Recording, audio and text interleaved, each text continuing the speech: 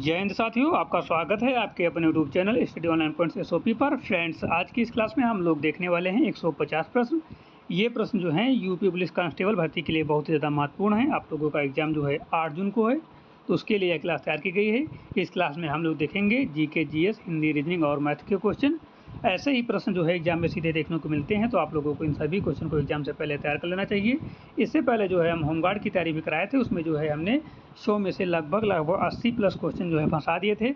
मतलब कि जो हम क्वेश्चन कराए थे तो एग्जाम में जो है 80 प्लस क्वेश्चन देखने को मिले थे। जितने भी बच्चे स्टडी ऑनलाइन पॉइंट से पढ़े हैं उनके जो है अच्छे नंबर आ रहे हैं। ठीक है, तो आप लोगों को भी पूरे क्वेश्चन तैयार कर लेना है और एग्जाम में जो है 150 में जो है 140 प्लस क्वेश्चन सही करके आना है। तो आप लोग आज की क्लास को पूरा देखो और हम क्लास को स्टार्ट करते हैं। आज का हमारा पहला क्वेश्चन है स्क्रीन पर कि उत्तर प्रदेश के किस जिले को पीतल नगरी के नाम से जाना जाता है। तो इसका सही जवाब हो जाता है ऑप्शन नंबर ए, मुरादाबाद को जो पीतल नगरी के नाम से जाना जाता है। ब्रासिटी किसे कहा जाता है? मुरादाबाद को कहा जाता है। चलते हैं क्वेश्चन नंबर 2 पर। क्वेश्चन नंबर 2 है उत्तर प्रदेश का राजकीय पुष्प निम्नलिखित में से कौन सा है? तो उत्तर प्रदेश का राजकीय पुष्प जो होता है वो होता है पलाश टिशू। ऑप्शन नंबर बी बिल्कुल सही जवाब है। चलते हैं क्वेश्चन नंबर 3 पर। क्वेश्चन नंबर 3 है भारत के किस राज्य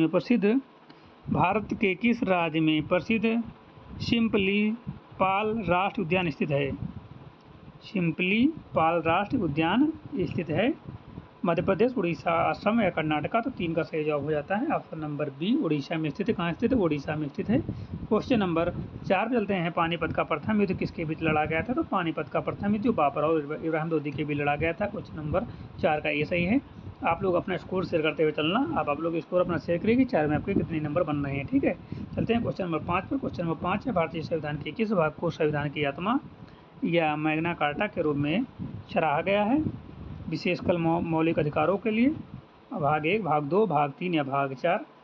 तो 5 का जो है सही जवाब हो जाता है, 5 का सही जवाब हो जाता है ऑप्शन नंबर सी, भाग 3। ठीक है, क्वेश्चन नंबर चलते हैं 6 पर। राज्यसभा का पदेन सभापति चेयरमैन कौन होता है?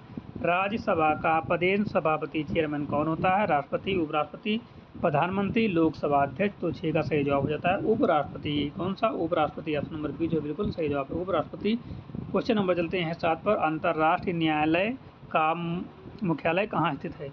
अंतर्राष्ट्रीय न्यायालय का मुख्यालय कहाँ स्थित है? पेरिस फ्रांस में, जिनेवा स्विट्जरलैंड में, द हेग नीदरलैंड में, न्यूयॉर्क यूएसए में। तो अंतर्राष्ट्रीय न्यायालय जो है द हेग में स्थित है, ये नीदरलैंड में है। ठीक है, ऑप्शन नंबर सी बिल्कुल सही जवाब है। अच्छा, क्वेश्चन नंबर 7 का जवाब कितने बच्चों को पहले से पता था? जल्दी से कमेंट करके बता देना। ठीक है, क्योंकि इंपॉर्टेंट क्वेश्चन है और एग्जाम में आपको सीधे देखने को मिल सकता है। ठीक है, तो इसको आप लोग VIMP कर लेना। ठीक है, यानी कि वेरी इंपॉर्टेंट क्वेश्चन हो जाएगा। ठीक है, तो यहाँ पर जो है ऑप्शन नंबर सी बिल्कुल सही जवाब है। चलते हैं क्वेश्चन नंबर 8 पर। क्वेश्चन नंबर 8 है कंचनजंगा पर्वत चोटी भारत के किस राज्य में स्थित है? कंचनजंगा पर्वत चोटी भारत के किस राज्य में स्थित है? उत्तराखंड, हिमाचल प्रदेश, सिक्किम या अरुणाचल प्रदेश। कंचनजंगा पर्वत चोटी भारत के किस राज्य में स्थित है? तो 8 का सही जवाब हो जाता है सिक्किम में। ऑप्शन नंबर सी बिल्कुल सही जवाब है, सिक्किम में स्थित है।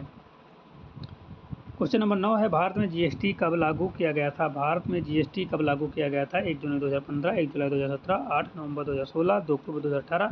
महत्वपूर्ण क्वेश्चन है, कई बार रिपीट क्वेश्चन हो चुका, तो सही जवाब हो जाता है 1 जुलाई 2017 को भारत में GST लागू हुआ था। ऑप्शन नंबर बी जो बिल्कुल सही जवाब है।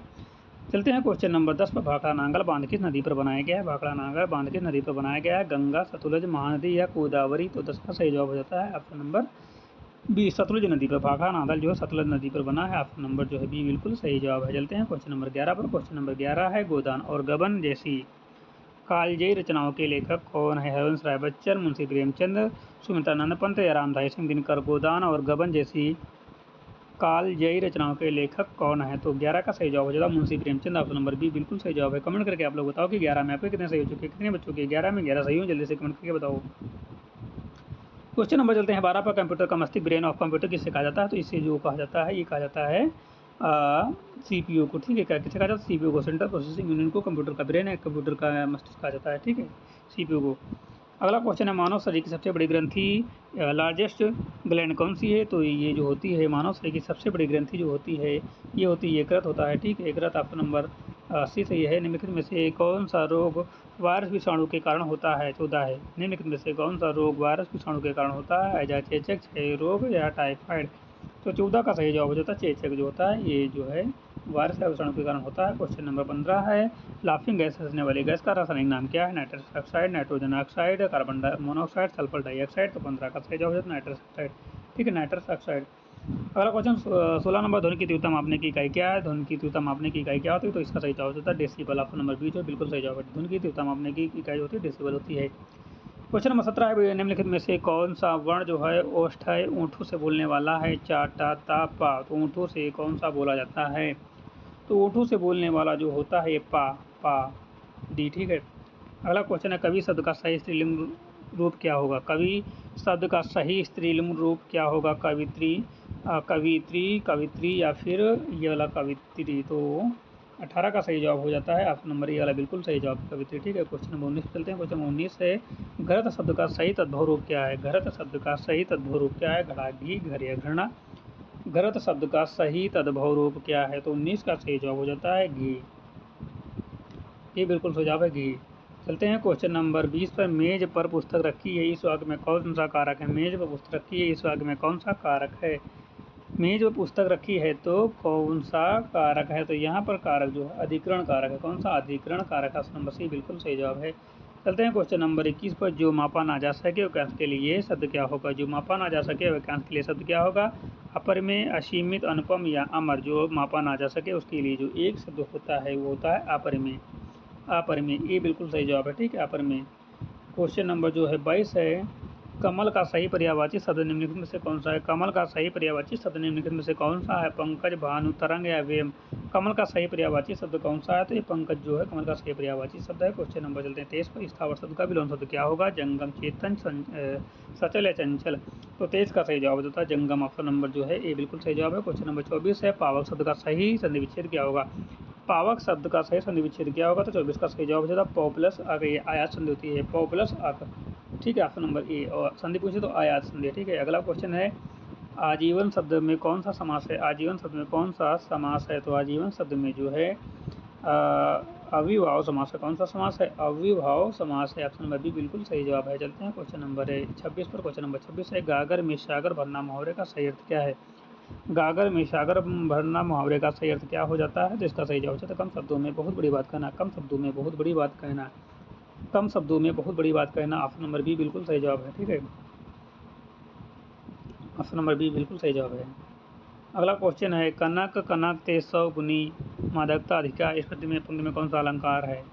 तो यहाँ पर जो है कौन सा है?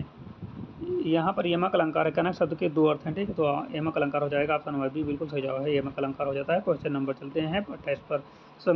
क्वेश्चन नंबर 28 है, श्रृंगार रस का स्थायी भाव क्या होता है? श्रृंगार रस का स्थायी भाव क्या होता है? उत्साह, हास, रथ या क्रोध। श्रृंगार रस का स्थायी भाव क्या होता है? तो श्रृंगार रस का स्थायी भाव जो होता है वो रति होता है। क्या होता है? रति होता है। ऑप्शन नंबर सी बिल्कुल सही जवाब रति होता है। ठीक है, रति। श्रृंगार रस का स्थायी भाव रति होता है। ठीक है। बीजक किसकी रचनाओं का संग्रह है? बीजक किसकी रचनाओं का संग्रह है? सूरदास, कबीरदास, तुलसीदास, जयसी। बीजक किस रचनाओं का है? किसकी रचनाओं का संग्रह है? सूरदास, कबीरदास, तुलसीदास या जयसी। तो 29 का सही जवाब हो जाता है कबीरदास। ऑप्शन नंबर बी बिल्कुल सही जवाब है कबीरदास। ठीक है। अगला क्वेश्चन है, शुद्ध वाक्य का चयन कीजिए। सीता ने भात खाई। सीता मतलब शुद्ध वाक्य का चयन करना है। सीता ने भात खाई क्या सही है? सीता ने भात खाया क्या सही है? सीता भात खाई। सीता ने भात को खाया। सीता ने भात खाई या सीता ने भात खाया? तो ऑप्शन नंबर ए सही होना चाहिए ना, कि बी? पुल्लिंग शब्द है ना, शुद्ध वाक्य का चयन करना है। तो यहाँ पर देखो भात जो है पुल्लिंग शब्द है, भात। ठीक है, तो यहाँ पर सही हो जाएगा सीता ने भात खाया। ठीक है, भात खाई नहीं होगा, सीता ने भात खाया क्योंकि भात क्या है? पुल्लिंग शब्द है, तो बी हो जाएगा। क्वेश्चन नंबर 33, यहाँ पर लिखा 3, 6, 12, 24, 48। तो क्या किया गया है इसमें? 3 + 3 किया गया तो वह 6, 6 में +6 किया गया हो गया है 12, 12 में +12 किया गया हो गया है 24। ठीक है, उसके बाद 24 में प्लस का 24 किया गया है, या डबल किया गया है, डबल मान सकते हो, तो 48 हो जाएगा।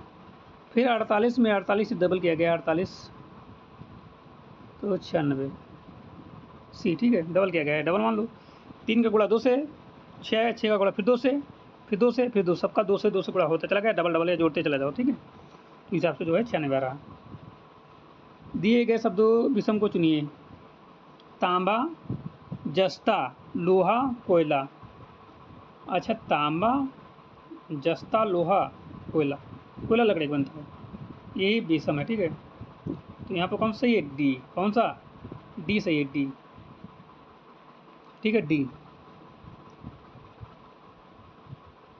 जैसे थर्मामीटर का संबंध तापमान से है वैसे ही बैरोमीटर का संबंध किससे है?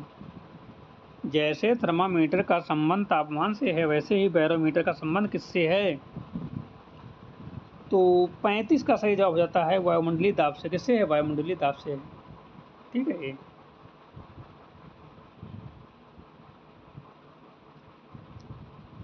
देखो थर्मामीटर क्या होता है? शरीर का तापमान जो है नापता है, उसी प्रकार बैरोमीटर जो है वायुमंडल का दाब नापता है। ठीक है,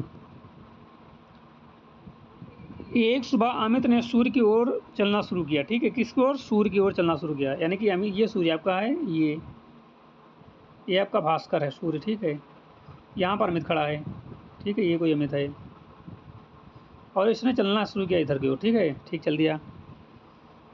कुछ दूर चलने के बाद वह अपनी बाईं ओर मुड़ा। ठीक है, मतलब ऐसे जा रहा था तो इसका बाएं किधर होगा? इधर होगा, इधर मुड़ गया। ठीक है, इधर बाएं मुड़ गया, पूरब की ओर जा रहा है और उत्तर की ओर मुड़ गया। किधर? उत्तर, बाएं को मतलब उत्तर की ओर मुड़ गया है। फिर एक बार बाएं मुड़ा, फिर बाएं में मुड़ा और फिर एक बार बाएं मुड़ा। फिर जब एक बार बाएं मुड़ेगा तो फिर उधर से अपने इधर साइड में आ जाएगा। ठीक है, यानी कि फिर से जो है पश्चिम की ओर आ जाएगा। फिर से एक बार बाईं ओर मुड़ा, अब वह किस दिशा में जा रहा है? तो पश्चिम की ओर जा रहा है, सिंपल। ठीक है, सिंपल, पश्चिम की ओर जा रहा है। 36 का बी। ठीक है, पश्चिम की ओर जा रहा है। देखो उसने, देखो यहाँ से स्टार्ट किया, ये सूरज की ओर चला और ये हमको दिखाते दिशा, ये आपका पूरब होता है, ये आपका पश्चिम होता है, ये होता है आपका दक्षिण और ये होता है आपका उत्तर। ठीक है, तो जब यहाँ से चलना शुरू किया इधर से, ये सूरज को गया पूरब की ओर, उसके बाद इधर बाएं मुड़ा, फिर से बाएं मुड़ा तो ये आ जाएगा। ठीक है, ये आपका उत्तर है, पश्चिम मतलब। ठीक है, एक महिला की ओर इशारा करते हुए विकास ने कहा, वह मेरे दादा के इकलौते बेटे।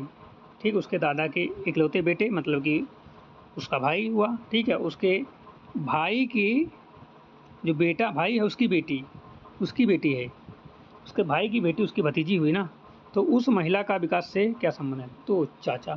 क्या हो जाएगा? चाचा। माता, बहन, बुआ, बेटी, तो देखो यहाँ पर चाचा हो जाएगा। चाचा ऑप्शन में नहीं, चाचा अंकल हो जाएगा, लड़का जो लड़की का चाचा हो जाएगा। ठीक है, चाचा। ठीक, क्या हो जाएगा? चाचा अंकल हो जाएगा।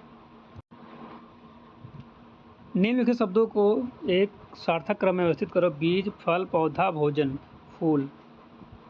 तो 40 का सही जवाब हो जाता है, 40 का पहले आ जाएगा आपका 1 नंबर, यानी कि बीज आएगा। ठीक है, फिर आएगा आपका पौधा, पौधे के बाद बनेगा, क्या बनेगा? फूल, फूल के बाद बनेगा फल, फल के बाद बनेगा आपका भोजन। तो ये सही है। ठीक है, ये सही। ठीक है, ये मैथ का है, सिंप्लीफिकेशन का है। तो 120 को जो 5 से भाग करोगे कितना आएगा? 15 × 120 प्लस का 32 माइनस का 28 और यहाँ पर आएगा 12। क्या आएगा? 12 आ जाएगा। क्या बचेगा? 12, 12 ऑप्शन में 12 आएगा। ठीक है, एक और है, इसको करोगे जब 3 सही 1 गुटे 5 से गुणे 500 प्लस 80 हो जाएगा आपका 100, हो जाएगा आपका 300 प्लस 80, 380 आएगा।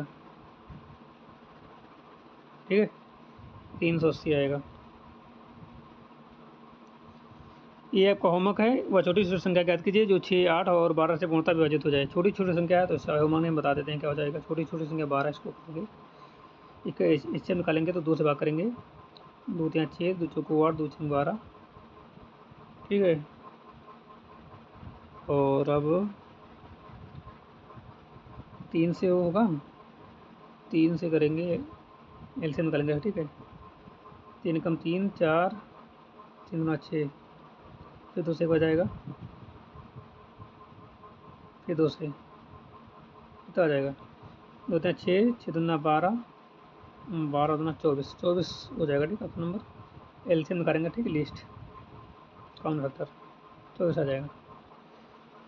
तो आज की क्लास यहाँ समाप्त होती है। आपको क्लास अच्छी लगी तो लाइक कर देना, चैनल पर सब्सक्राइब कर लेना, बेल आइकन को प्रेस कर लेना ताकि आने वाली वीडियो का नोटिफिकेशन सबसे पहले आप लोगों को मिल सके। मिलते हैं नई क्लास के साथ, तब तक के लिए जय हिंद।